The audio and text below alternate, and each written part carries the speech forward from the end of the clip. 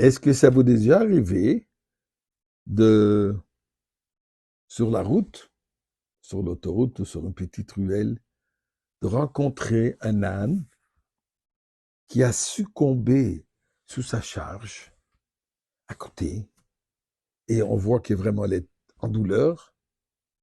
C'est quoi ta réaction? Même manière, tu vois quelqu'un qui doit changer son pneu, c'est quoi la réaction? Surtout si c'est quelqu'un qu'on n'apprécie pas. Eh bien, on en parlera tout de suite. Mais avant cela, disons merci à Kadosh Baruch Hu pour toutes les opportunités qu'il nous donne pour faire encore une mitzvah, pour se rapprocher de lui, pour s'unifier avec Kadosh Baruch Hu. Et bien sûr, cette unification nous amène vers la Goula. Donc, Mizmor le seuil de riz, là, de nos coloratifs de ça, de nos simcha. Boy le fano birnano du kadin le limu o son de la nachna mit chamarisoy. Boy shor besay de khatzroy se bisi la hoyd le bach shmoy. Ki toy va donner le lam khazdoy ve adoy vo de ramun soy. Donnons un peu de tzedaka. Un instant, mes chers amis, je cherche le billet. Voilà le billet. Faites de même un billet, un sou, peu importe. L'essentiel est de, comme ils chantent, donner, donner, donner, donner. Le plus qu'on donne, le plus on reçoit de retour en mitzvah. Et aussi, en toutes les bonnes choses. Dieu n'est jamais endetté. Il paye. Il rembourse. Alors, Parashat Mishpatim, la paracha qu'on a lu ce Shabbat dernier, mais c'est toujours autant important aujourd'hui comme la semaine dernière. Pasuk, dans le chapitre 23, verset He 5, Pasuk dit la chose suivante. Ki tire chamor sonacha rovetz tachat masao. Lorsque tu verras l'âne de ton ennemi succomber sous sa charge, première réaction, c'est mon ennemi, good for him. Bon, ça lui revient. Quel mitzvah qu'il souffre. Il a Torah chas v'shalom d'avoir cette réaction. Qu'est-ce que nous devons faire? Et il dit, je comprends, ta réaction naturelle sera v'chadalta me'azovlo. Et tu te garderas de l'aider. Dit la Torah chas v'shalom. Azov ta'azov imo. Tu l'aideras à le décharger avec lui. Là, avec lui, dit la Gemara, ceci veut dire que si lui, le propriétaire, dit, vas-y, fais-le toi. Et moi, je vais te regarder. Non, il faut qu'il participe. Donc, la Torah nous dit tout simplement, tu vois quelqu'un qui a besoin de l'aide sur la route, l'âne qui est souffrant. Ou pour la même raison, tu vois quelqu'un qui a un pneu qui est crevé et ne sait pas comment le faire, il a besoin de l'aide pour le faire, il faut l'aider. Dit le Baal Shem Tov, ceci a aussi un enseignement beaucoup plus profond. Chamor. Chamor, quand il est traduit un âne.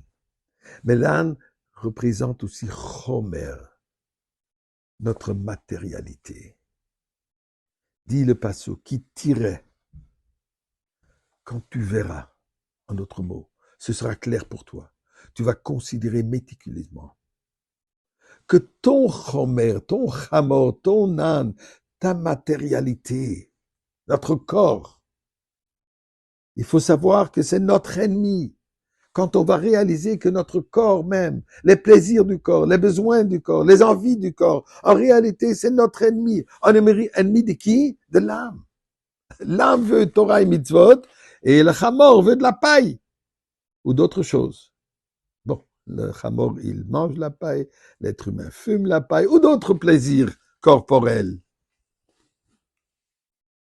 Et qu'est-ce qui va se passer? Tu vas réaliser que ce chamor, ce corps, cette matérialité, revêt tachat masao, playé sous son fardeau. Dieu lui a placé un fardeau. Cet âne n'a pas envie d'aller à la synagogue pour poser les téphilines, ou marcher Shabbat 3,5 km quand il fait -20, ou même quand il fait beau temps. Préfère rester au lit qu'aller écouter un shiur de Torah. Et ainsi de suite. N'a pas envie d'aller encourager une autre personne de poser les téphilines, et ainsi de suite, etc. C'est pour lui un fardeau. Alors, il y a deux manières que ce qu'on peut faire. Je peux forcer l'âne, je peux le fouetter, et l'âne va commencer à bouger.